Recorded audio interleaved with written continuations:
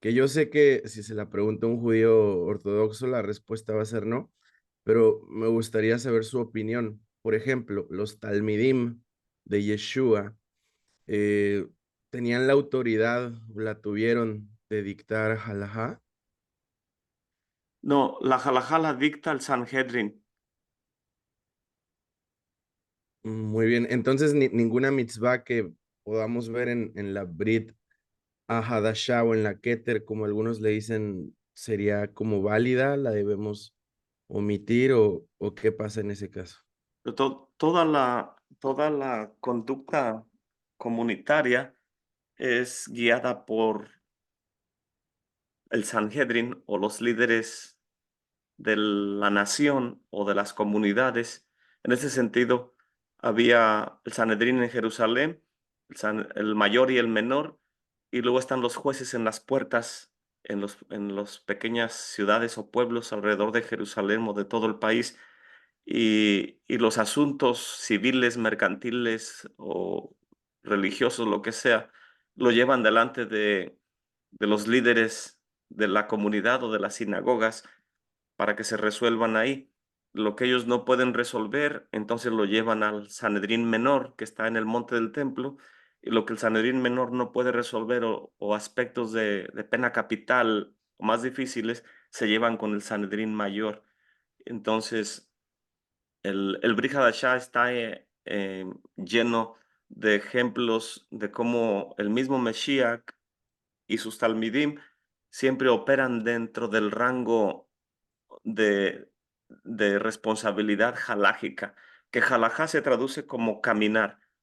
Entonces, el cómo vivir, cómo poner en práctica los mandamientos, dependiendo si eres hombre o mujer, soldado, estás dentro de Israel, fuera de Israel, la carta a Galacia o a Roma o Corintio, comunidades que están fuera de Israel, cuál es su responsabilidad respecto a los misbots. Entonces, varía. Entonces, habría que ver con detalle qué misbot del Brit Hadashah se va a discutir y el contexto de la comunidad o las personas. Pero el que haya un liderazgo en Hechos 15 de los Talmidim de Mesías no quiere decir que ellos están por encima del Sanedrín nacional ni del Sanedrín menor. Simplemente está estableciendo el Brit Hadashah que hay un grupo de liderazgo de creyentes en Mesías y que la halajá prescribe que cuando se forma un pueblo o se instituye una ciudad en la tierra de Israel, tiene que haber mínimo 120 individuos y la Gemara nos da la lista que son eh, tanto número de líderes comunitarios, maestros de escuela, un peluquero, carnicero, eh, panadero, y todo lo que es básico para el funcionamiento de una comunidad. Entonces, el libro de los Hechos lo que nos está mostrando es que se está formando la congregación escatológica del Mesías y que había al menos 120 en el monte del templo cuando vino el Ruach HaKodesh sobre ellos. Entonces, legalmente hay una comunidad mesiánica establecida por Mesías en Hechos 2, pero esa comunidad no está por encima del Sanhedrin. Wow, increíble respuesta, toda Rabá, More, muchas gracias. ¿Sabrá la cita exacta de que pueda buscar en la Gemara? Sí, por Toda. ahí la tengo en un estudio. La voy a buscar y se la envío en el chat. Toda Rabá, More. Gracias. Amén. ¿Algún otro comentario, hermanos? ¿Pregunta?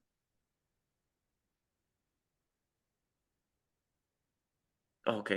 Vamos a leer un poco de Joseph Hasadik y Yehudá, las dos grandes fuerzas mesiánicas.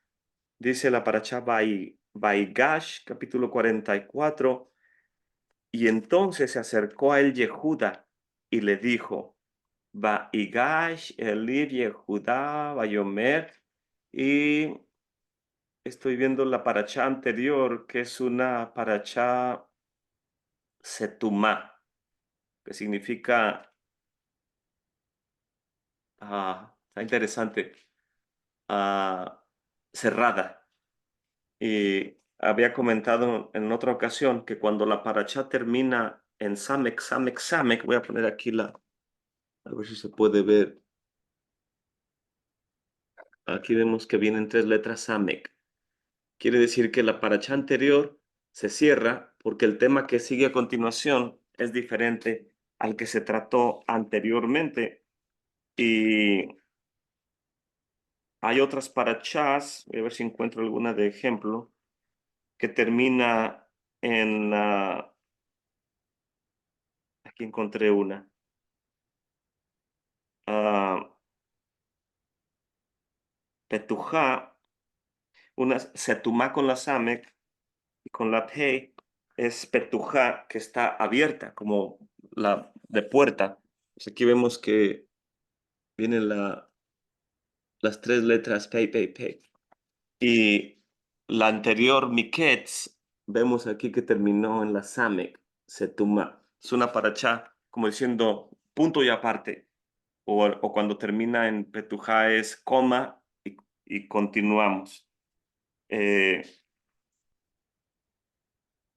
entonces aquí vamos a ver el tema que ahora la Torá nos quiere mostrar y dice, se acercó a él Yehudá y le dijo, te ruego mi señor, desea hablar tu siervo una palabra a los oídos, desea hablar tu siervo una palabra a los oídos de mi señor y que no se encienda tu ira contra tu siervo, pues eres como el faraón. Mi amo preguntó a sus siervos diciendo, ¿acaso tienen padre o hermano? Y dijimos a mi señor, tenemos un padre anciano y un hijo de su ancianidad, joven. Su hermano ha muerto. Él quedó solo de su madre y su padre lo ama. Y dijiste a tus siervos, háganlo bajar hacia mí y yo pondré mi ojo sobre él. Y dijimos a mi señor, no puede el joven dejar a su padre, porque si llega a dejar a su padre, morirá. Mas dijiste a tus siervos, si no viene su hermano menor con ustedes, no volverán a ver mi rostro.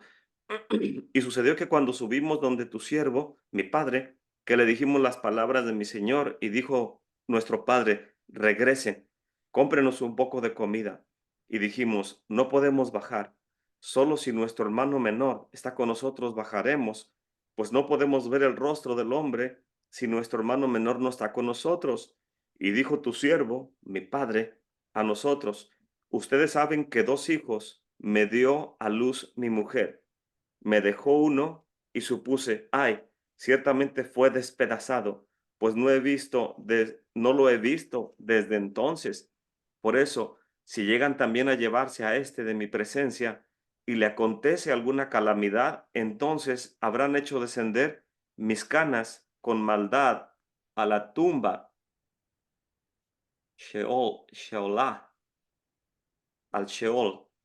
Y ahora, si vengo a tu siervo, mi padre, y el joven no está con nosotros, dado que su alma está tan atada a su alma, ocurrirá que cuando vea que el muchacho no está, morirá. Y habrán hecho descender tus siervos la ancianidad de tu siervo, nuestro padre, con dolor a la tumba. Pues tu siervo garantizó al joven ante mi padre, diciendo, si no lo traigo a ti, entonces habré pecado contra mi padre por toda la eternidad.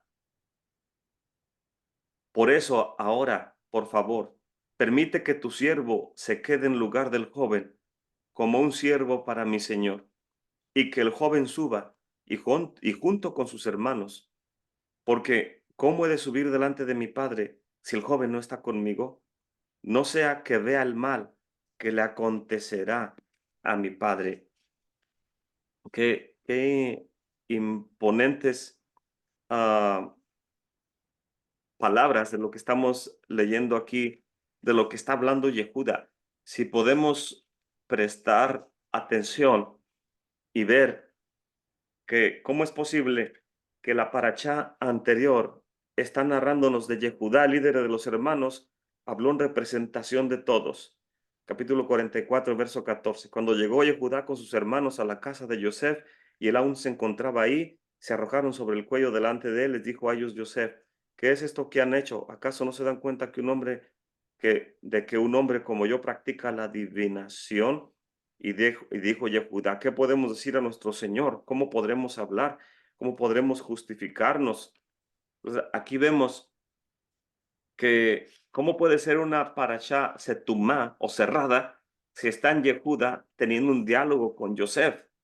Entonces, podemos ver que los sabios de Israel están, cualquiera de nosotros diría, es el mismo tema, es una continuación de lo que están hablando en el diálogo anterior, pero lógicamente los sabios de Israel están percibiendo algo que nos dicen, vamos a entrar en otra dimensión, cómo es la respuesta de Yehuda. Y para los que nosotros que creemos en el Mesías, Yeshua, estas parachas son sumamente importantes, son fundamentales para poder dialogar con cualquier compañero o hermano en el mundo ortodoxo o como le decimos, de la familia de Yehudá. Podemos hablar con cualquiera de ellos, porque aquí vemos, ayer estábamos con la congregación meditando en la parachá Miketz, y vemos que en este caso Yosef es vendido a Egipto. Yehudá estuvo involucrado en la venta. Y cuando Yosef ahora está en la oscuridad de Egipto, de Mizraim, podemos ver que para ellos luce como un egipcio. Entonces, cuando Mesías está haciendo su trabajo o el siervo sufriente está sobreviviendo con grande sabiduría y entendimiento en un lugar de oscuridad y le dice a sus hermanos, el Eterno me trajo aquí para que no muramos de hambre. Entonces, por la mano de Yosef, la casa de Israel, la casa de nuestro padre Jacob, las 70 almas que vienen con él a Egipto a recibir alimento de la mano de Yosef, podemos ver que Yosef es el pastor de Israel, y lo dice el rey David en uno de sus salmos. A nadie más se le llama como pastor o que cuida el rebaño, que cuida la nación, como lo hizo Abraham, lo hizo Isaac, lo hizo Jacob, y ahora Yosef. Es muy peculiar su liderazgo, porque no solamente es hijo de Jacob, sino también es padre de dos tribus, Efraín y Manashe. ¿Y cómo puede educar a sus hijos de tal manera en la halajá y en la ley judía y en todos los mandamientos, todo lo que Jacob aprendió de Isaac y de Abraham, y todo lo que también Jacob aprendió en la yeshiva, en la casa de estudio de Melquisedec, que los sabios nos dicen que es Shem, el hijo de Noach, y de Eber? Entonces, todo el paquete de aprendizaje de la Torá cae sobre los hombros de Jacob y él se lo entrega a Yosef. Y Yosef puede ser un grande líder en la oscuridad de Mizraim. Mizraim significa presión, significa una prensa, que el vivir en Mizraim es vivir bajo presión, es vivir en el mundo secular, es vivir en la oscuridad. ¿Y qué es lo que nos ayuda Havdalah? Havdalah es la luz del Shabbat que nos permite entrar con esa luz al inicio de semana y que podemos perseverar en Mizraim semanal porque esperamos que llegue el viernes y encender la luz del Shabbat y volver a alimentar nuestra Neshama de la era mesiánica, de estar con Mashiach y de todos estos aspectos de elevación espiritual que significa el Shabbat. Pero estar en Mizraim, en este contexto, no es como estar en Shabbat, es estar durante la semana. Entonces, como Yosef educa a Efraín y a Manashe en esta presión, que de tal manera cuando los ve, Jacob vino, pone su mano derecha sobre el menor y su izquierda sobre el mayor. Y Yosef le dice, no, padre, Manashe es el mayor. Y Jacob vino, dice, lo que he hecho lo estoy haciendo por un propósito.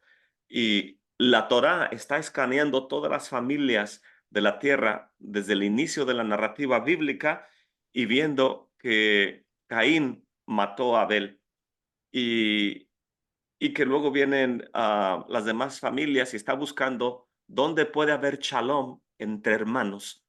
¿Dónde puede haber una educación tal en el hogar que los hermanos se amen y no haya disputas, ni muerte, ni obscuridad?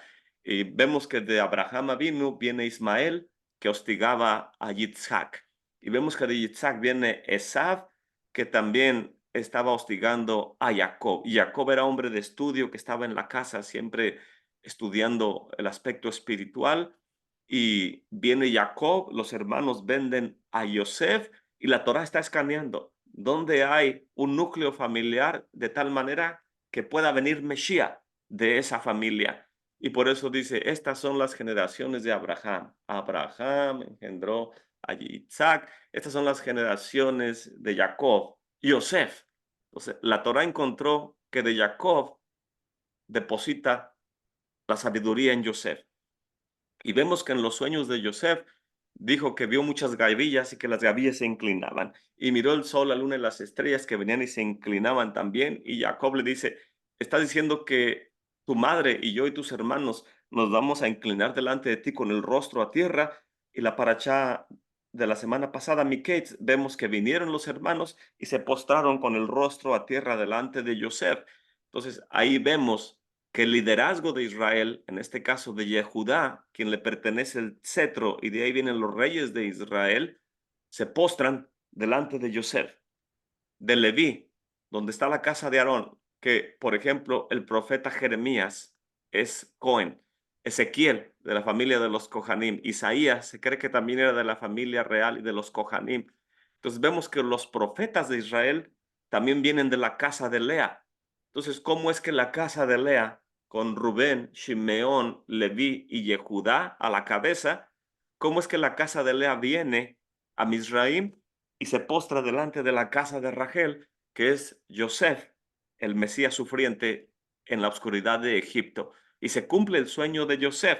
Eso significa que la profecía y el reino se someten al liderazgo del sabio de Israel. A Yosef nunca se le conoció como el profeta Yosef o los sueños del profeta Yosef. Se le conoce en el mundo judío o en la literatura rabínica como Yosef Hasadik, Yosef el justo. ¿Y cómo puede alguien ser justo si no es a través del estudio de la Torá? Nuestros sabios nos dicen que el que ama la Torá y pone lo negro de sus pupilas en lo negro de la letra sobre el pergamino y ama tanto cada espacio, cada letra, la letra más pequeña que es la letra Yud y déjame buscar un libro, no sé si lo tengo aquí. Yo creo que lo dejé en la quejilá.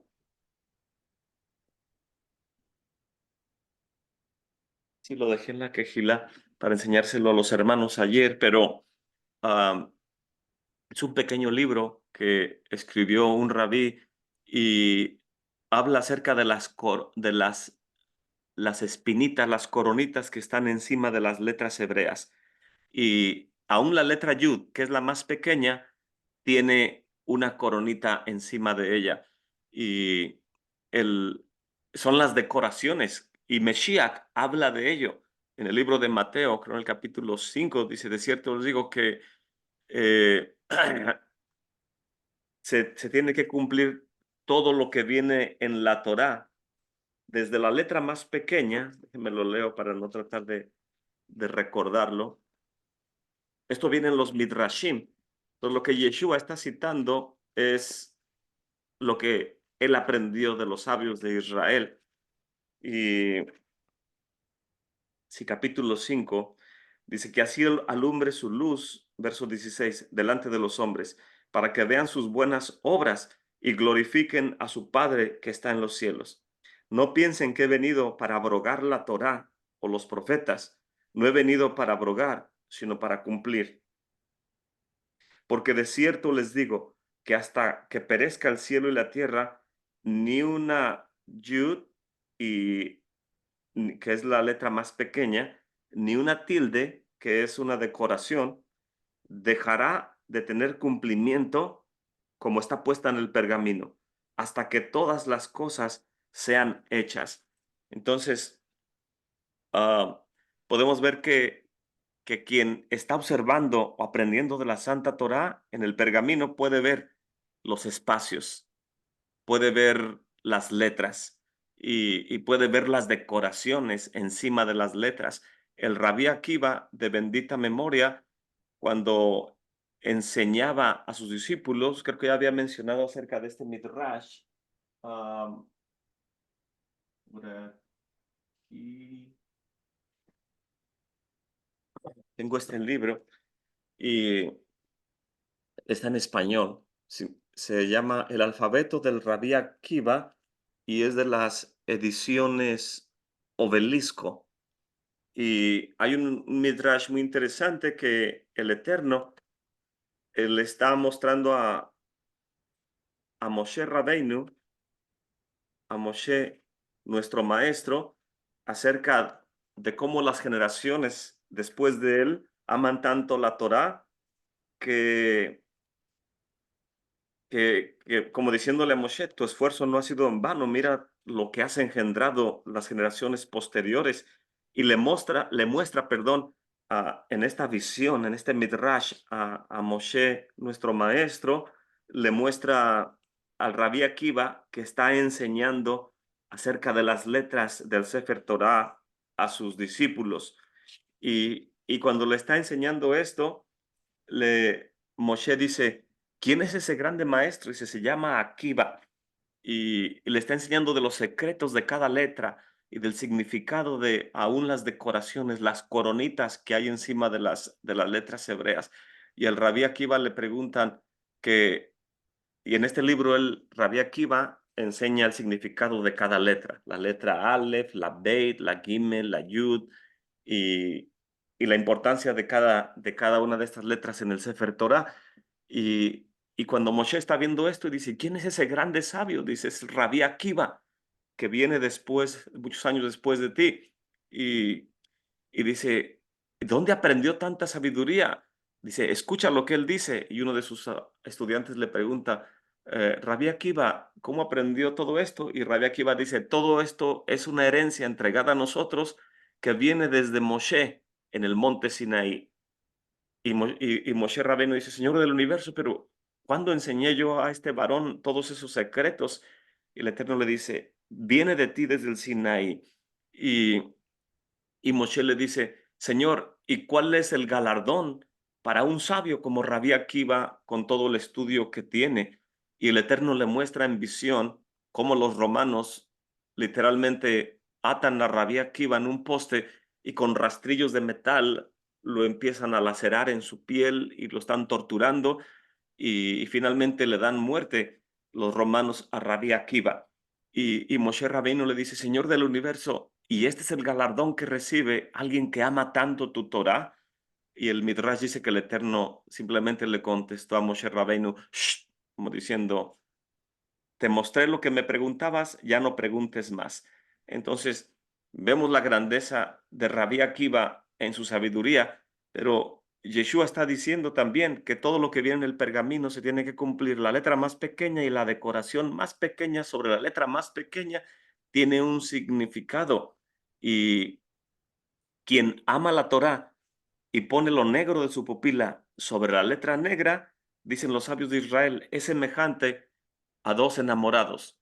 Cuando el varón pone su pupila sobre la pupila de su esposa y los dos están mirando, las dos neshamás quieren unirse o fusionarse tanto que, que es difícil que un cuerpo se una con el otro. ¿Cómo una neshamá puede unirse con otra si no tienen cuerpo físico? Pero el cuerpo físico, cuando nuestra alma está en nuestro cuerpo, es el vehículo a través del cual nuestras almas quieren unirse. Y por eso es que una manera de expresar amor es cuando besamos a nuestra esposa, o besamos a nuestro hijo, a nuestra hija, cuando besamos el Humash, terminamos el estudio, o cuando terminamos nuestras oraciones y besamos el sidur, o cuando nos ponemos el talit, levantamos el talit y besamos las letras hebreas que están en la cabecera del talit.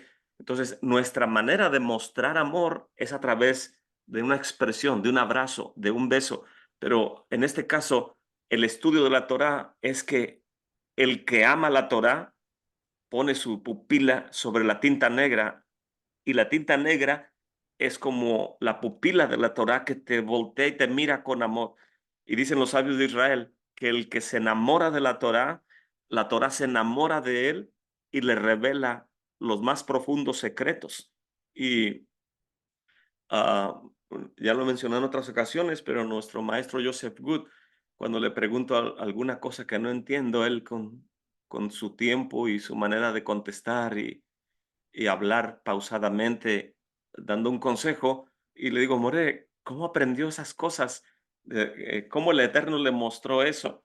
Y dice, Edgar, dice, cuando amas la Torá y meditas en un versículo y no lo puedes entender, dice, a veces necesitas estar orando y meditando y pidiéndole al Eterno que te enseñe, que te abra el versículo.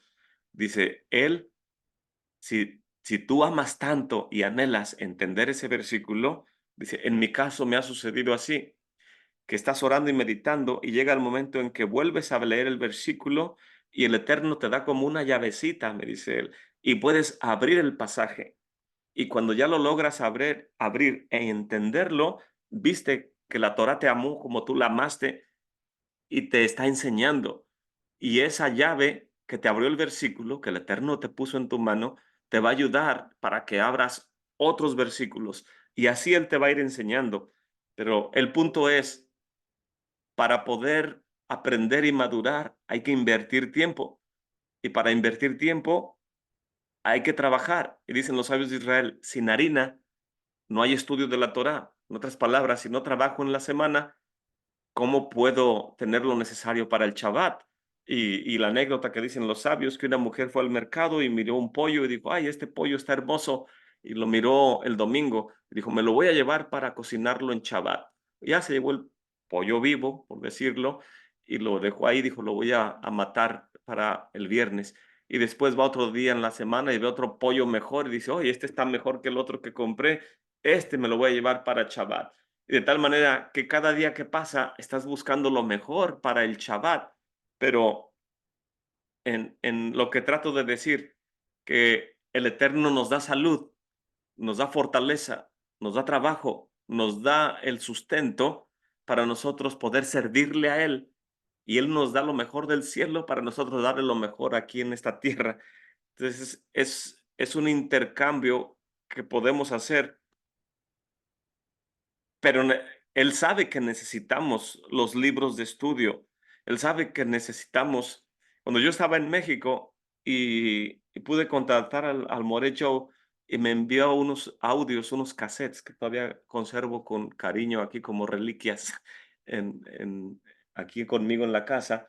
ah, Escuchaba yo esos audios y él decía, esto lo pueden encontrar en tal libro y esta información viene en tal enciclopedia y esto viene. Y yo en México decía, ¿cuándo voy a poder tener esos libros? Y necesito aprender inglés.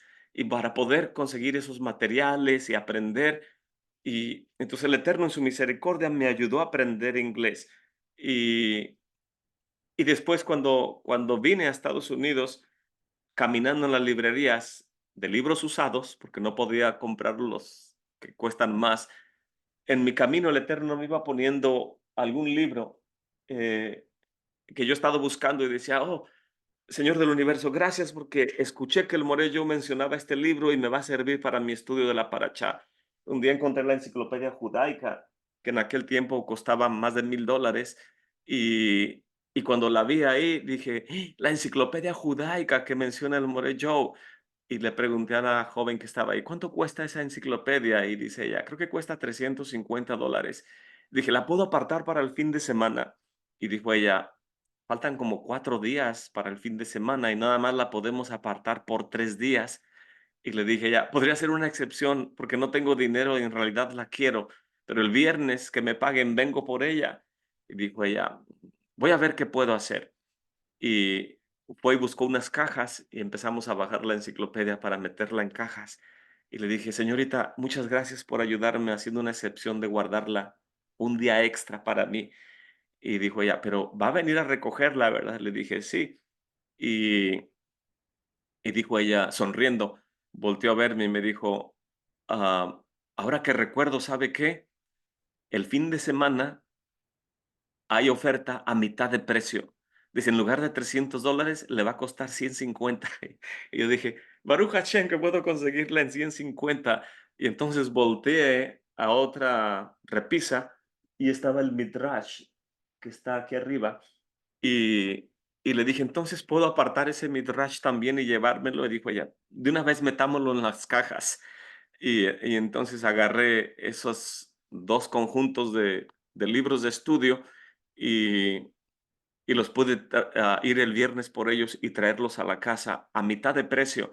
Entonces, vemos que el Eterno suple nuestras. Un día se me quedó mi sidur en casa de una familia que nos invitó a hacer Shabbat, y después le llamé a los hermanos, le dije: "Hermano, no encuentro mi sidur, creo que lo dejé en su casa". Y dijo el hermano: "Sí, aquí está tu sidur, no te preocupes, te lo guardo y puedes venir por él otro día, o si yo voy a Austin", porque estaba como a 1 hora de camino, 40 minutos de camino, dijo: "Yo te lo llevo". Y le dije: "Oh, está bien". Y pasaron días y no había podido yo tener tiempo de ir, y un día me habló el hermano y dijo: "Edgar, mi madre vive en el norte de Texas, en Oklahoma, voy a ir a estar con ella unos días". Dice: "Pero voy a llevar tu sidur y te veo en tal lugar para dártelo". Y le dije: "Okey". Y nos citamos en un lugar, que no me quedaba lejos, donde él iba a pasar, y fui y me estacioné ahí a esperarlo. Y llegó él en su camioneta y lo estaba lloviendo, y abrió la cajuela de su auto, y yo dije: No necesita cargar mi sidur en la cajuela".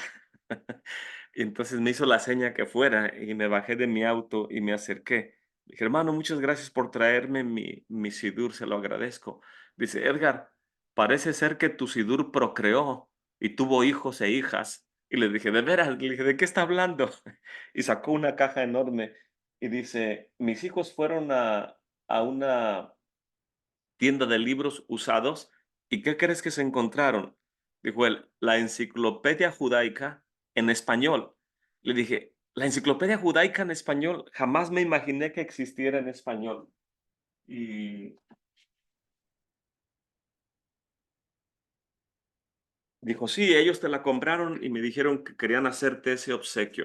Entonces me dieron, son como 13 tomos, creo que son 13 tomos, y este es, uno de esos tomos. Dice: "Enciclopedia judaica castellana", y esta es la portada, trae una menorá, y también aquí en el lado, y vienen los artículos en español, o sea que es de grande bendición. Y también incluía, entre todos los tomos, una Hagadá de Pesaj, y que la bendición de todo esto es que también está en español. Entonces, le dije al hermano: "Guau, no sabía que existía una enciclopedia judaica en español", pero lo que trato de decir es que el Eterno suple de los materiales que necesitamos. Y disculpen que me salí un poco del tema para tratar de darles ánimo de que no dejemos de amar los mandamientos y la Santa Torá y el estudio de la Escritura y a nuestro Padre Celestial y su Mesías y la venida de Mesías, porque si volcamos nuestro corazón y nuestro anhelo de aprender, Él nos va a suplir de los materiales que necesitamos para el estudio de la Torá. Y todo esto redunda en la paracha, que esta paracha es sumamente mesiánica, y vemos aquí la fuerza espiritual de Yehudá, que representa al Mesías, de la casa de David, y vemos la fuerza espiritual del siervo sufriente, que se conoce como el Mesías Ben Yosef. Y en estas parachás, Miketz y ahora Baigash, podemos ver que Yosef, quien fue vendido por Judá, y Judá sabe que tiene que encontrar a su hermano y que tiene que regresar con su padre, no solamente con Benjamín, tiene que también traerle a Shimeón y tiene que buscar a Yosef en Egipto. Y Judá sabe que Yosef está en Egipto y tiene que regresar a toda su familia, y le dijo a su padre, Rubén le dijo: "Padre, deja que Benjamín vaya con nosotros, con mi vida te respondo". Y Jacob vino y dijo: "No, y si te matan a ti, pierdo a Benjamín, a Shimeón y a Rubén". Dice él: "No quiero perder más hijos". Y Yehudá se pone de pie y abre su boca el león rugiendo y dice, Padre, permite que el muchacho venga con nosotros. Te garantizo no solamente con mi vida en este mundo, sino que pierda yo mi galardón en el mundo venidero, o sea, que mi alma se pierda si no traigo el muchacho. Y le pareció mejor, vimos en la paracha anterior, la oferta, la garantía de Yehudá a Jacob vino por encima de la garantía de Rubén. Y aquí Yehudá le está diciendo a Yosef que él no sabe que él es Yosef, porque Yosef está disfrazado de egipcio. Y podemos ver aquí a un judío ortodoxo, en este caso a Yosef, dialogando con el Mesías Yeshua, que está escondido fuera de Israel, y los sabios dicen que está en las puertas de Roma. ¿Y qué es lo que está haciendo ahí? Buscando las chispas de luz, todas las neshamot, todas las almas que quieran apegarse al pueblo de Israel para rescatarlas de la oscuridad y poderlas traer y de esa manera operar la redención. Pero ¿cómo puede el siervo sufriente entregarle la estafeta de redención a Yehudá? Y esta paracha nos enseña acerca de todo esto. Dice, voy a volver a leer, y dijimos a mi señor, no puede el joven dejar a su padre, porque si deja a su padre, morirá. Y sucedió que cuando subimos de tu siervo, mi padre, le dijimos las palabras, y nuestro padre dijo, regresen, cómprenos comida. Y dijo, no podemos bajar solo si nuestro hermano menor está con nosotros, bajaremos. Y dijo, tu siervo, mi padre, ustedes saben que 2 hijos me dio a luz mi mujer, me dejó uno y supuse, ay, ciertamente fue despedazado y no lo he visto, pero si llegan a llevarse a este también, moriré. Y, y le dice Yehudá, ah, al final del verso 32, si no lo traigo a ti, habré pecado contra mi padre por toda la eternidad. Entonces le está diciendo Yehudá a Yosef, si no regreso al muchacho y si no encuentro al que también vendí, y junto con Shimeón que dejé aquí en garantía, si no regreso con el paquete, que mi alma se pierda. Puede usted notar que Yosef sabe quiénes son ellos. Ellos no saben quién es él, pero el que sustenta y el que da alimento es el siervo sufriente, el que está escondido y vestido de egipcio. Es el que puede otorgarle la estafeta a Yehudá. Entonces, si el siervo sufriente sabe que hay alguien que pone su vida para que la redención se cumpla, ¿será que nosotros que creemos que Yeshua es el Mesías, tenemos que estar dependiendo de Judá, y Judá depende del siervo sufriente también? Depende uno del otro. Y ayer en la congregación mencionábamos que en este caso podemos ver una analogía, que Jacob envía a Yehudá a Egipto para que Yehudá reciba alimento y sustento de mano de Yosef. Y eso significa que los que creemos en el Mesías Yeshua sabemos que el sustento espiritual viene del siervo sufriente y que no debemos de sentir ninguna vergüenza ni sentirnos menos porque no somos judíos ortodoxos, porque el Mesías alimenta tanto a unos como a otros.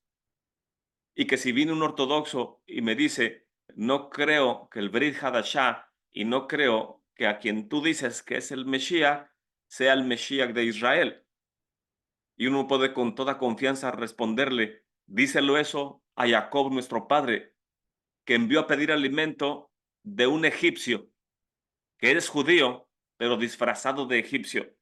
O la pregunta es, ¿podrá el Mesías que está en las puertas de Roma traer redención a todo el pueblo judío ortodoxo junto con las chispas de luz que están entre las naciones buscando sobrevivir y apegarse a la fuente de luz y de fuego que hay en el Mesías? ¿Cómo nosotros los creyentes en Mesías podemos tener esa fortaleza espiritual de no sentirnos menos, sabiendo cuál es nuestra responsabilidad y que cambiando la Torá y que añadiéndole los libros de oración, y que tratando de imprimir cosas, poniéndole el nombre de Yeshua por aquí, por allá, para sentirme que estoy haciendo lo correcto, no es más que rebelión en contra de lo que los sabios ya nos enseñaron. Mucha gente cree que el pueblo judío no entiende todo esto, pero lo entienden más de lo que nos imaginamos. Pero la pregunta es, ¿qué tanto nosotros entendemos que ellos lo entienden? Entonces, es una responsabilidad mutua. Ellos tienen algo que nosotros necesitamos y nosotros tenemos algo que ellos también necesitan. Y complementarnos puede lograrse si lo hacemos de la manera correcta. Y ah, voy a continuar leyendo aquí, capítulo 45, verso 1. Y no pudo Joseph contenerse ante los presentes frente a él, por lo que exclamó, que sean retirados todos de mi presencia. Y no quedó nadie con él cuando se dio a conocer Joseph a sus hermanos. Y lloró en voz alta, y oyeron los egipcios, y escuchó la casa del faraón. Y dijo Joseph a sus hermanos, Aní Joseph, yo soy Joseph, ¿acaso está aún mi padre con vida? Pero no lograron sus hermanos responderle, porque quedaron desconcertados delante de él. Y dijo Joseph a sus hermanos, acérquense por favor a mí. Y ellos se acercaron y dijo, Aní Joseph, yo soy Aní, perdón, yo soy Aní Joseph, yo soy Joseph su hermano, a quien vendieron a Egipto. Y ahora no se aflijan ni se reprochen por haberme vendido aquí, pues para que fuera un proveedor fue que me envió el Eterno delante de ustedes. Pues estos han sido 2 de los años de hambruna en medio de la tierra, y aún quedan 5 años en los que no habrá arado ni cosecha. Por eso me envió el Eterno delante de ustedes, para asegurar su supervivencia en la tierra y para sustentarlos en una salvación memorable. Y ahora no fueron ustedes los que me enviaron aquí, sino Elohim. Él me convirtió en padre para el faraón, amo de toda su casa y soberano de toda la tierra de Misraim. Apresúrense, suban a donde mi padre y díganle, así dijo tu hijo Joseph. Me hizo Elohim señor de todo Egipto. Desciende a mí, no te retrases. Residirás en la tierra de Goshen y estarás cerca de mí, tú, tus hijos, tus nietos, tu rebaño, tu ganado y todo lo que poseas. Y yo te sustentaré ahí, pues habrá otros 5 años de hambruna, no sea que empobrezcas tú, tu familia o todo lo que es tuyo. Y aquí que sus ojos ven, al igual que los ojos de mi hermano Benjamín, que es mi boca la que está hablando a ustedes. Por eso, relátenle a mi padre toda mi gloria en Misraim y todo lo que han visto, pero deben apresurarse y bajar a mi padre aquí. Y cayó sobre el cuello de Benjamín, su hermano, y lloró. Y Benjamín lloró sobre su cuello. Y besó a todos sus hermanos, y lloró sobre ellos. Y luego conversaron sus hermanos con él. Y la noticia se oyó en la casa del faraón diciendo, han venido los hermanos de José. Qué glorioso va a ser ese momento cuando el pueblo ortodoxo, perdón, se le abra el entendimiento y vea que no hay otro nombre debajo del cielo dado a los hombres en el cual podemos ser salvos.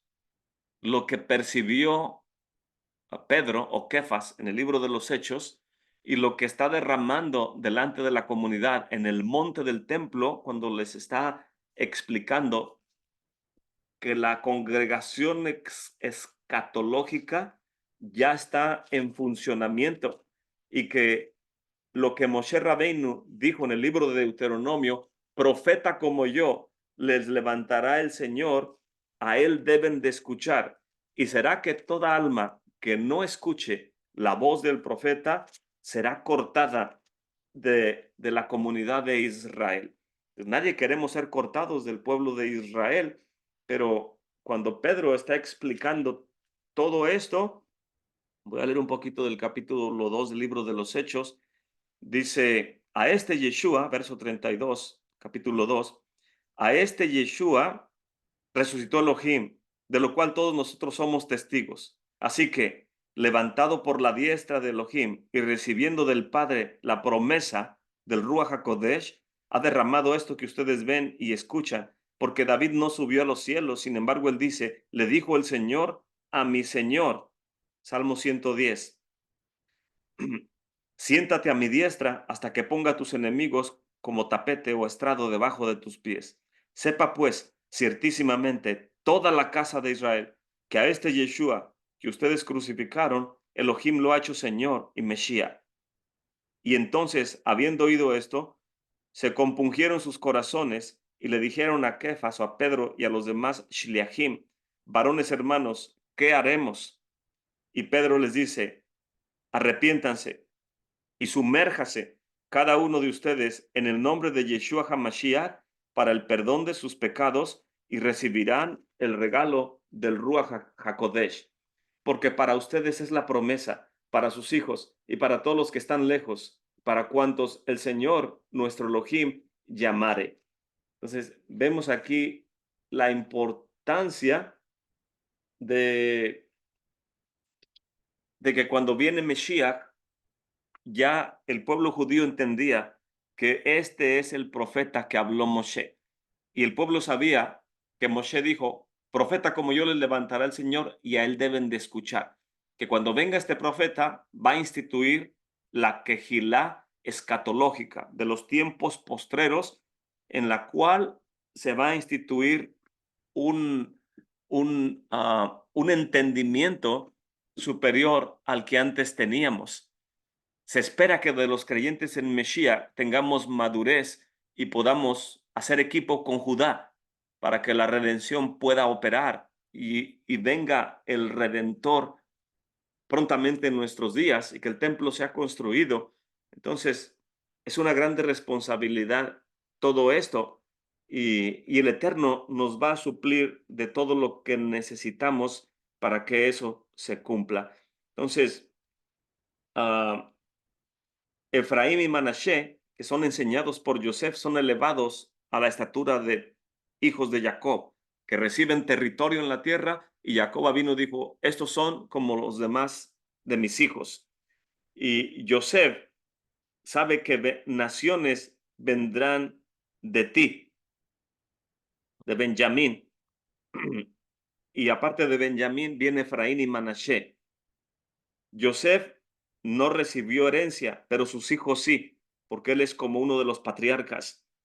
Dice, y reyes saldrán de ti.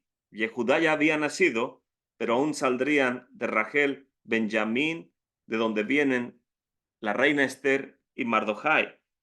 Y mientras Israel no cumple su propósito, se convierte en una nación como las demás. Son Goyim. Pero cuando Israel cumple su propósito, entonces es Yehudá recibiendo la responsabilidad y en su manera de hablar se denota que, que está listo y dispuesto para tomar la estafeta del siervo sufriente y operar la redención. Cuando dice la escritura, estas son las generaciones de Jacob, Yosef, significa que Yosef es quien recibe de Jacob la estafeta o el liderazgo para alimentar y sostener a sus hermanos. En este contexto, Yosef es el líder y cuando él salió a revisar a sus hermanos antes de que fuera vendido y vio cómo ellos se conducían, los hermanos dijeron que era un soplón porque venía delante de su padre y los ponía en evidencia. Pero lo que Joseph veía es que no se comportaban conforme a la halajá, porque él era un especialista en la conducta de la observancia de los mandamientos. Entonces, él los consideraba como nación cualquiera. Cuando ellos hacían la shejitá y comían animales en el campo y no esperaban a que los espasmos de los músculos en la carne que ya habían cortado del cabrito o del carnero o del becerro o lo que hayan matado, ellos le hacían la shejitá como dice la halajá y drenaban la sangre y lavaban bien la carne y la salaban y estaban haciendo todo lo correcto, pero aún había espasmos en los músculos, en la carne, y Joseph le decía, no coman esa carne. Y ellos decían, podemos comerla porque ya hicimos la shejitá, y tú no nos vas a decir lo que es hacer la shejitá o comer carne kosher, porque nosotros sabemos lo que estamos haciendo. Y Joseph decía, están haciendo lo correcto, pero la gente que no son creyentes los está observando.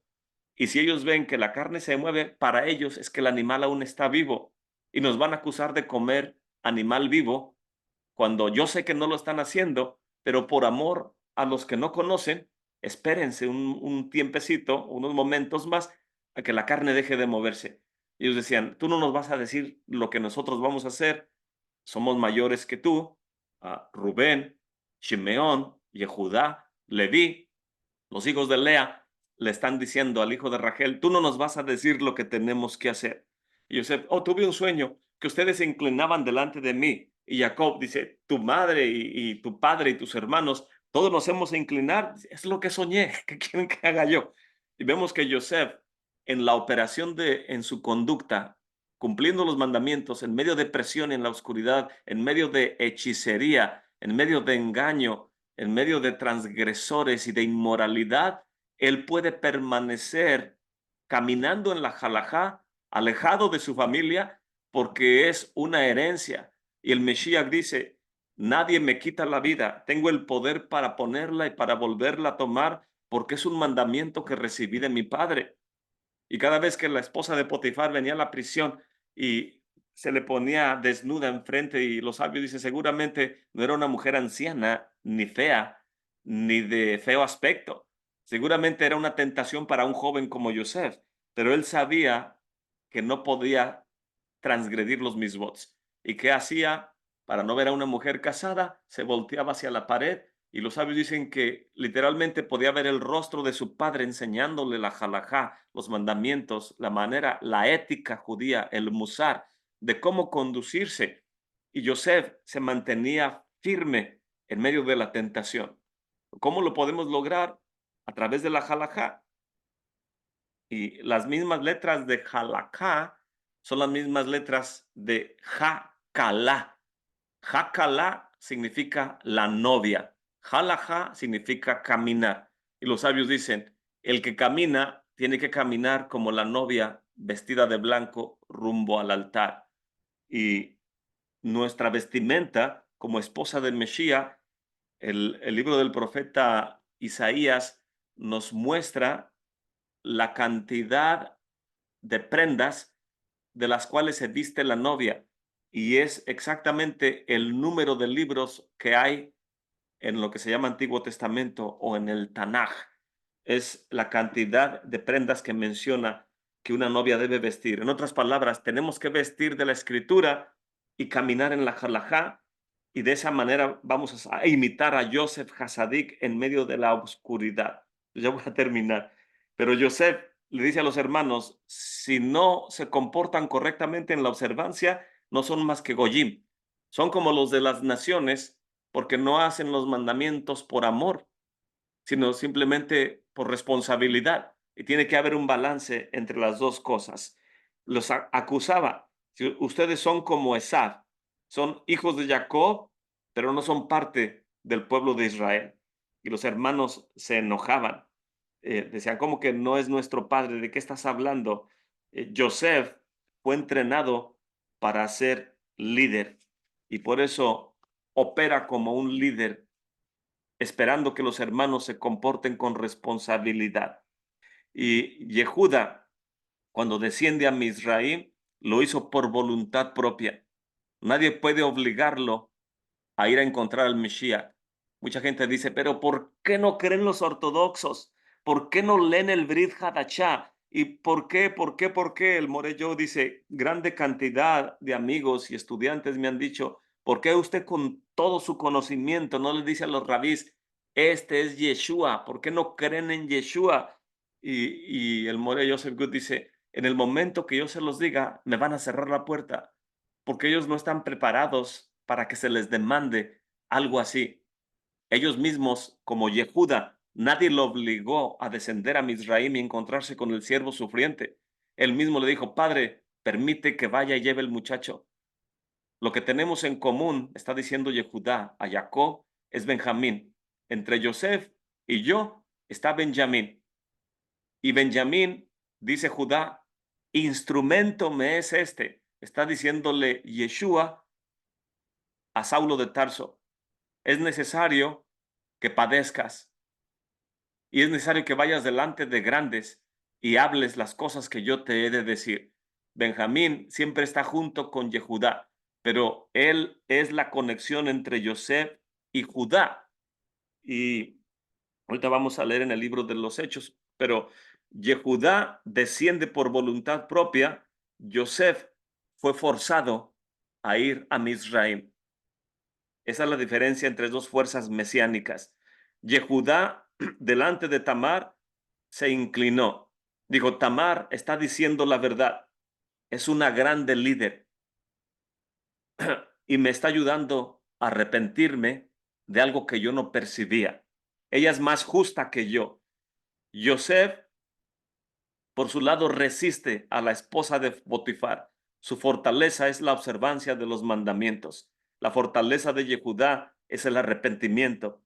Entender que la, la bendición que le dio su padre Jacob, dijo, a Yehudá le pertenece el cetro.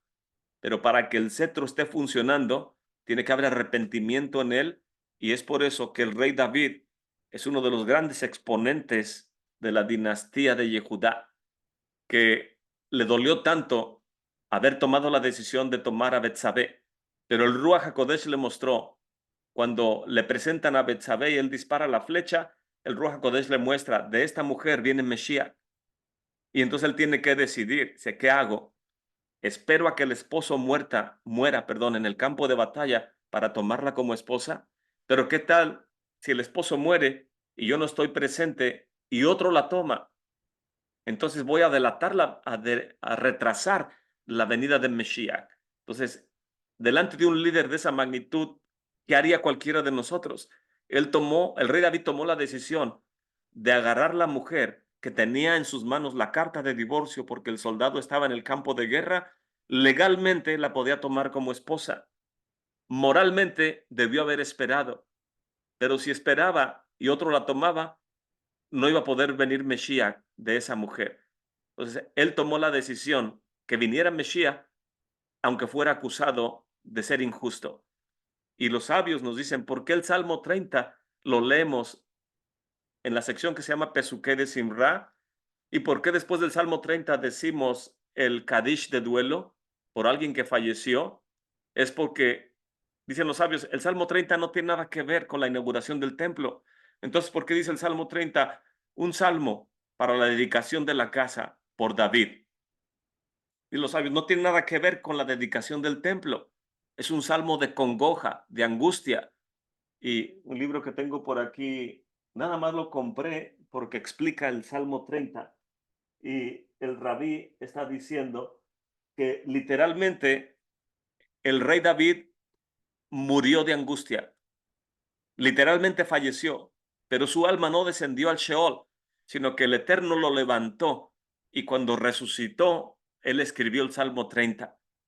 Si en la noche uno se acuesta llorando, pero al amanecer viene la alegría. Y yo dije dentro de mí, nunca vacilaré.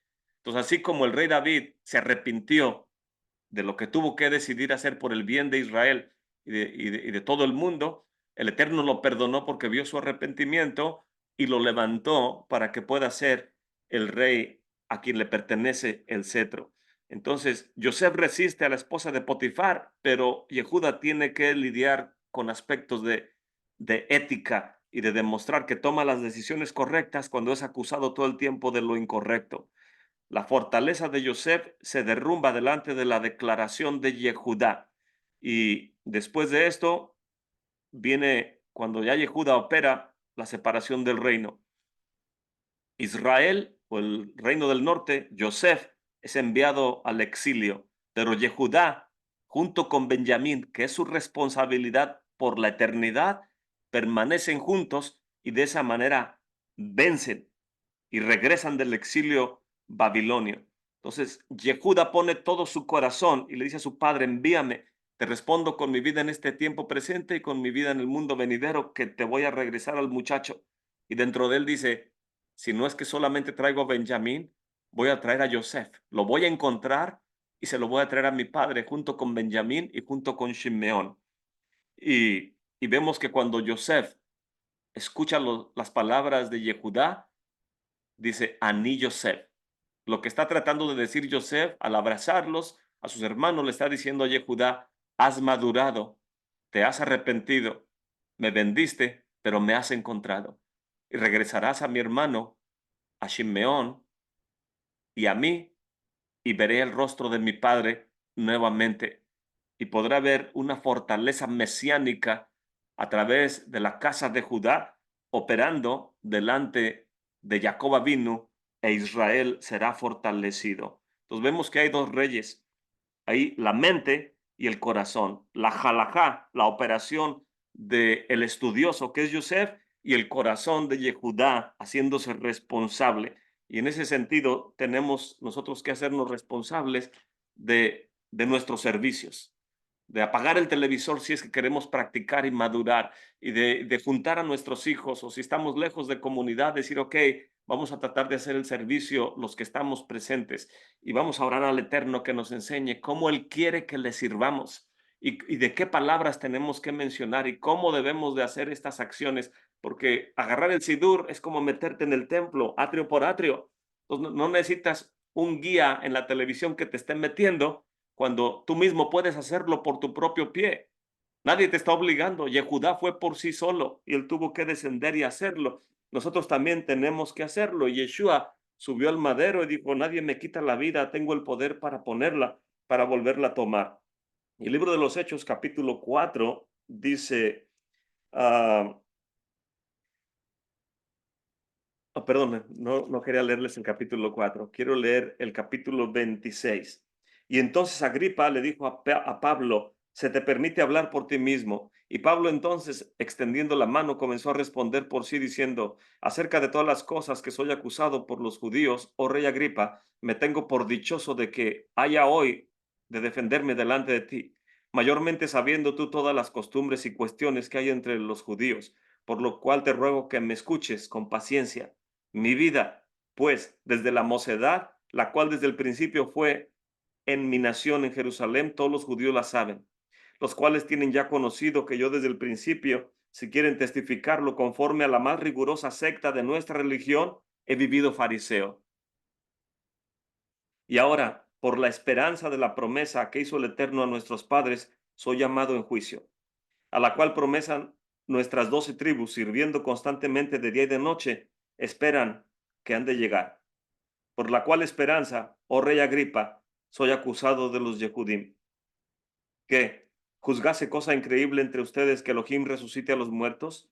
Yo ciertamente había pensado deber hacer muchas cosas contra el nombre de Yeshua de Nazaret, lo cual también hice en Jerusalén y encerré en la cárcel a muchos de los Sadikim, recibida potestad de los príncipes de los Kohanim, y cuando eran matados, yo daba mi voto.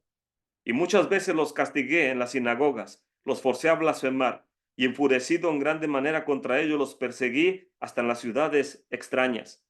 Por lo cual, haciendo esto, yendo a Damasco, con potestad y comisión de los príncipes de los Kohanim, a la mitad del día, oh rey, vi en el camino una luz del cielo, que sobreempujaba en el resplandor del sol, la cual me rodeó y a los que iban conmigo. Y habiendo caído todos nosotros en tierra, oí una voz que me hablaba y decía en lengua hebrea, Shaol, Shaol, ¿por qué me persigues? Dura cosa te es dar coces contra los aguijones. Y yo entonces dije, ¿quién eres, Señor? Y él me dijo, Aní Yeshua. Yo soy Yeshua, a quien tú persigues. Mas levántate, ponte sobre tus pies, porque para esto te he aparecido, para ponerte por ministro y testigo de las cosas que has visto y de aquellas en las que apareceré delante de ti, librándote del pueblo y de los gentiles a los cuales ahora te envío, para que abras sus ojos, para que se conviertan de las tinieblas a la luz y de la potestad de Satanás a Elohim, para que reciban por la fe que es en mí perdón de pecados, suerte entre los santificados. Por lo cual, oh rey Agripa, no fui rebelde a la visión celestial. Antes, anuncié primeramente a los que están en Damasco y en Jerusalén y por toda la tierra de Judea y a los Goyim que se arrepintiesen y se convirtiesen al Eterno, haciendo obras dignas de arrepentimiento. Y por causa de esto, los Yehudim me tomaron en el Beit HaMikdash, en el templo, e intentaron matarme. Mas auxiliado por el Eterno, mas ayudado del exilio del Eterno, persevero hasta el día de hoy, dando testimonio a pequeños y grandes, no diciendo nada fuera de las cosas de los profetas y que Moshe dijeron que habían de venir, y que el Mesías había de padecer y ser el primero de entre la resurrección de entre los muertos para anunciar luz al pueblo y a los Goyim. Y diciendo estas cosas en su defensa, Festo a grande voz dijo: estás loco, Pablo, las muchas letras te vuelven loco. Entonces, vemos aquí que Rab Shaul, quien dice abiertamente: soy hebreo de hebreos, he vivido fariseo toda mi vida y camino en la halajá, en la ley judía, y el Mesías me ha enviado a hacer esto. Soy de la tribu de Benjamín. Y vemos que Yehudá siempre está pegado a Benjamín. Su territorio está junto, Yehudá con Benjamín. Y no solamente están juntos en territorio, sino que el altar, por la mitad del altar, está del lado de Benjamín y el otro lado está del lado de Judá, pero siempre van a estar juntos. Y Yeshua envía a Saulo a que cumpla un propósito y una tarea. Y Saulo, de la tribu de Benjamín, sabe cómo opera Judá, sabe cómo opera el Mesías de la descendiente de la dinastía davídica, y sabe cómo en la Torá se establece, en base a lo que escucha Yosef, que Yehudá es responsable, que ha cambiado y que ha madurado. Y ha madurado tanto que ha dado su vida en rescate por muchos.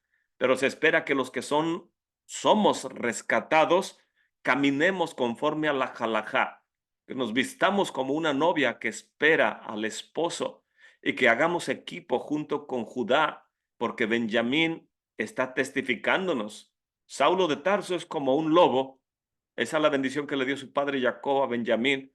Es un lobo que agarra la presa y no deja hueso para la mañana. La tarea que se le da, la termina. Así es el altar. Lo que se pone encima lo consume. Y nosotros, lo que se nos manda estudiar, lo escudriñamos, lo practicamos, nos esforzamos lo mejor que podemos, porque ya ha sido establecido un parámetro por medio de Judá y por medio de Yosef para que este mundo sea redimido.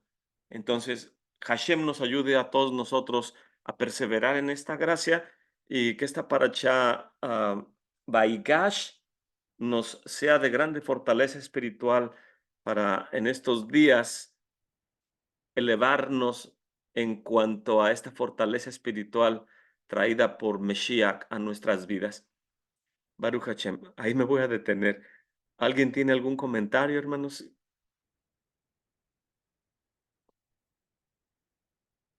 Hermano León, Shalom, More, Shalom, Leonel, otra vez. Leonel, sí, Este, amén. Shalom. Algo también interesante que, bueno, lo aprendí con el Rab Shapira, es que la tribu de Benjamín, que se asimiló a la tribu de Judá, em, hoy viene a representar a los Yehudim que han creído en el Mashiach Yeshua, puesto que Joseph y Benjamín eran de la misma madre, 100% hermanos, de Jacob y de Rachel. eh, pues bueno, hay una conexión, un hilo, una unión muy fuerte entre ellos dos, por eso uno llora sobre el otro, sobre su cuello, por la unión que hay entre ellos. Y dado a que el Mashiach Yeshua, la primera vez que vino, se manifestó como el Ben Yosef, el Mashiach Ben Yosef, eh, pues se concluye que la tribu de Benjamín hoy día son los judíos mesiánicos, los que han creído en Yeshua. ¿Qué piensa esto, More?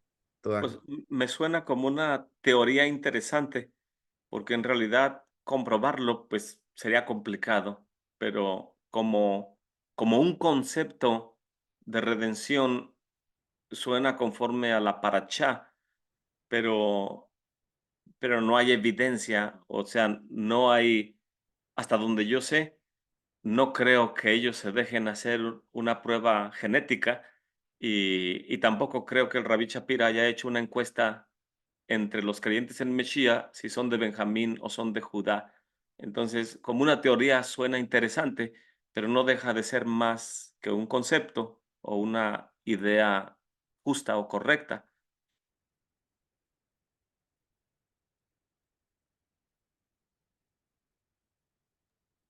Claro, gracias, More.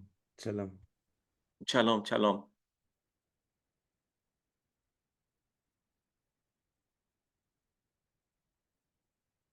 ¿Alguien tiene algún otro comentario? Pues gracias por su tiempo, hermanos, en esta meditación de la Parashá y que podamos fortalecernos unos a otros en el estudio de la Torá, que vertamos nuestro corazón y nuestro amor en, en aprender de la Torá y de Mesías, que Él es la Torá viviente, y que amemos la Torá y no sé, a veces, ayer sacamos el Sefer Torah y nos ponemos a danzar y a cantar y seguramente nuestra mente dice, ¿por qué hago esto? Y no lo entiende, pero nuestro corazón eh, se derrocha en servirle al Eterno y es una experiencia que aunque no entendamos, tenemos que hacerlo y, y que pueda el Eterno darnos esa salud en estos días que nos ha tocado vivir y la bendición económica para poder comprar los utensilios necesarios y los libros de estudio, o que ponga en nuestro camino las personas correctas y de esa manera ir madurando y que pueda la venida de Mesías ser en nuestros días y instituir el reino mesiánico. Baruch Hashem. Gracias, hermanos. El Eterno les dé una semana llena de bendición. Amén, amén. Gracias, More. Me da mucho gusto volver a escucharle en sus parashá y en sus comentarios y en todo lo que nos enseña. Hasta hoy tuve la oportunidad de poder conectarme porque el internet está endeble, se va, se viene y así está. Pero aquí estamos, More.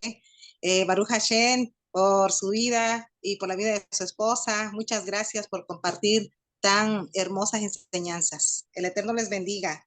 Baruch Hashem, y nos da gusto escuchar su voz y que el Eterno le dio favor para que esté usted bien con su familia en ese terrible huracán que vino en Acapulco.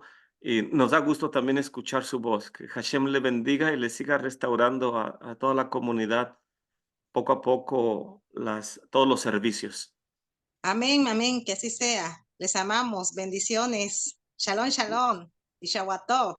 Shavuot, bendiciones a todos. Hashem les Amén. bendiga. Amén. Shalom a todos y Shalom, More, gracias. gracias al Eterno. Gusto en saludarlos y que la paz del Eterno esté con todos ustedes y que bendiga grandemente su semana y una bendición grande de sustento para todos ustedes, que la comunidad de la hermana Ana pueda ser bendecida también en el aspecto material y económico para sus materiales de estudio, sus autos, y que el varón rojo sea lleno también de bendiciones y tenga todo lo necesario, y que les bendiga a todos ustedes, nuestro Padre Celestial. Amén. Amén, amén. Muchas gracias, More, por su Shalom a ayuda. Amén, todos. More. Saludos a todos. Shalom a todos. Shavuot Tov. Shavuot Tov. Hasta luego, hermanos. Shalom.